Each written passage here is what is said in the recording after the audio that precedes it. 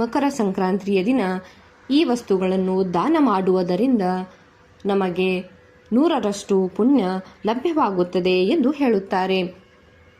ಉತ್ತರಾಯಣ ಎಂದು ಕರೆಯಲಾಗುವ ಮಕರ ಸಂಕ್ರಾಂತಿಯು ಸೂರ್ಯನು ದಕ್ಷಿಣ ಗೋಳಾರ್ಧದಿಂದ ಉತ್ತರ ಗೋಳಾರ್ಧದತ್ತ ಸಂಚರಿಸುವ ಸಮಯವನ್ನು ಆಚರಿಸುವ ದಿನವಾಗಿದೆ. ಇದನ್ನು ಮಂಗಳಕರ ಸಮಯವೆಂದು ಹೇಳುತ್ತಾರೆ. ಸೂರ್ಯನ ಉತ್ತರಾಯಣ ಸಮಯದಲ್ಲಿ ದೇಹದ ಮೇಲೆ ಬಿದ್ದ ಸೂರ್ಯನ ಕಿರಣಗಳು ದೈಹಿಕ ಮತ್ತು ಮಾನಸಿಕ ಶಕ್ತಿಯನ್ನು ನೀಡುತ್ತವೆ. ಪೌರಾಣಿಕ ನಂಬಿಕೆಗಳ ಪ್ರಕಾರ ಈ ದಿನದಂದು ಮಾಡಿದ ಯಾವುದೇ ಪುಣ್ಯ ಕಾರ್ಯವು 1000 ಪಟ್ಟು ಶುಭ ಫಲಿತಾಂಶವನ್ನು ನೀಡುತ್ತದೆ ಮತ್ತು ಜೀವನದಲ್ಲಿ ಸಂತೋಷ ಮತ್ತು ಸಮೃದ್ಧಿಯನ್ನು ತರುತ್ತದೆ ಎಂದು ಹೇಳಲಾಗಿದೆ. ಶಾಸ್ತ್ರಗಳ ಪ್ರಕಾರ ಸಂಕ್ರಾಂತಿಯ ದಿನದಂದು ಮಾಡಿದ ದಾನವು 100 ಪಟ್ಟು ಹೆಚ್ಚಾಗುತ್ತದೆ ಮತ್ತು ಇದು ನಮ್ಮ ಗ್ರಹಗಳ ಸ್ಥಿತಿ ಕೂಡ ಸುಧಾರಿಸುತ್ತದೆ ಎಂದು ಕೂಡ ಹೇಳುತ್ತಾರೆ. ಸ್ನೇಹಿತರೆ, ಸಂಕ್ರಾಂತಿಯ ದಿನದಂದು ನಾವು ಈ ಕೆಲ ವಸ್ತುಗಳನ್ನು ದಾನ ಮಾಡಬೇಕು.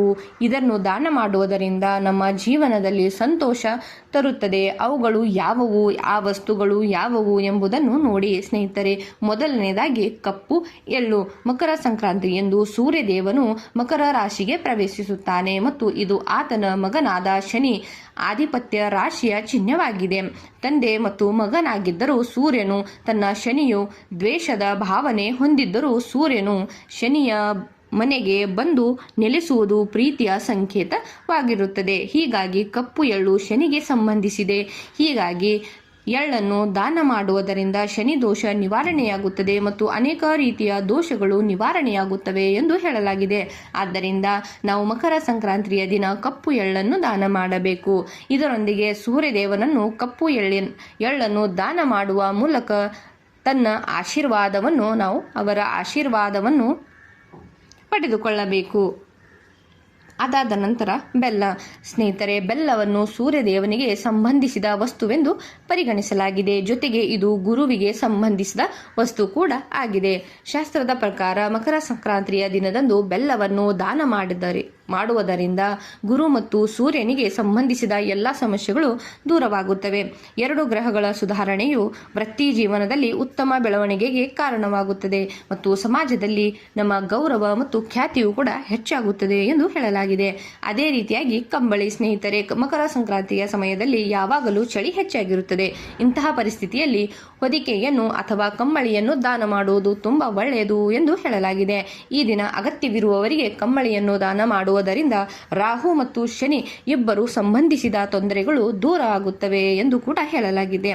ಅದಾದ ನಂತರ ಕಿಚಡಿ. ಸ್ನೇಹಿತರೆ, ಮಕರ ಸಂಕ್ರಾಂತಿ ಸಹ ದಾನವನ್ನು ಮಾಡಲಾಗುತ್ತದೆ. ಕಿಚಡಿ ಒಂದು ರೀತಿಯ ಅನ್ನದಾನ ಎನ್ನುವ ನಂಬಿಕೆ ಇದೆ ಹಾಗೂ ಧಾರ್ಮಿಕ ಗ್ರಂಥಗಳಲ್ಲಿ ಅನ್ನದಾನವನ್ನು ದಾನಗಳಲ್ಲೇ ಮಹಾದಾನವೆಂದು ಹೇಳಲಾಗಿದೆ. ಈ ದಿನ ಕಿಚಡಿ ದಾನ ಮಾಡುವುದರಿಂದ ಮನೆಯಲ್ಲಿ ಧನ ಮತ್ತು ಧಾನ್ಯಗಳ ಕೊರತೆ ಇರುವುದಿಲ್ಲ ಎಂದು ಕೂಡ ಹೇಳಲಾಗಿದೆ. ಅದಾದ ನಂತರ ನೋಡಿ, ದಕ್ಷಿಣೆಯನ್ನು ನೀಡಬೇಕು. ಮಕರ ಸಂಕ್ರಾಂತಿಯ ದಿನ ವ್ಯಕ್ತಿಯು ತನ್ನ ಸಾಮರ್ಥ್ಯಕ್ಕೆ ಅನುಗುಣವಾಗಿ ಎಷ್ಟು ಸಾಧ್ಯವೋ ಅಷ್ಟು ದಾನ ಮಾಡಬೇಕು.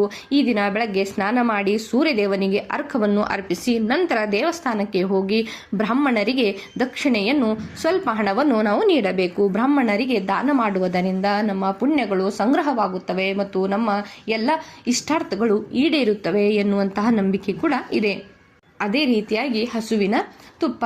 ಸ್ನೇಹಿತರೆ, ಸಂತೋಷ ಮತ್ತು ಸಮೃದ್ಧಿಯ ಮೂಲವಾದ ಗುರು ಇದನ್ನು ತುಪ್ಪವನ್ನು ಪ್ರತಿನಿಧಿಸುತ್ತದೆ.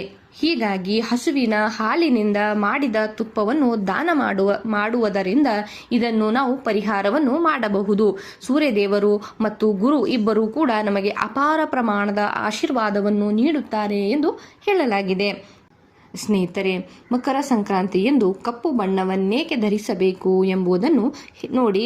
ಸ್ನೇಹಿತರೆ, ಹಿಂದೂ ಧರ್ಮದಲ್ಲಿ ಹಬ್ಬಗಳು ಮತ್ತು ಶುಭ ಸಮಾರಂಭಗಳಲ್ಲಿ ಕಪ್ಪು ಬಣ್ಣದ ಬಟ್ಟೆಗಳನ್ನು ಧರಿಸಬಾರದು ಎನ್ನುವಂತಹ ನಂಬಿಕೆ ಇದೆ.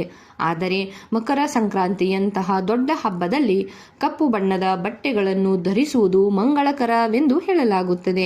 ಮಕರ ಸಂಕ್ರಾಂತಿಯನ್ನು ಆಚರಿಸುವಾಗ ಕಪ್ಪು ಬಣ್ಣದ ಬಟ್ಟೆಗಳನ್ನು ಧರಿಸಬೇಕು ಎಂದು ಹೇಳಲಾಗುತ್ತದೆ.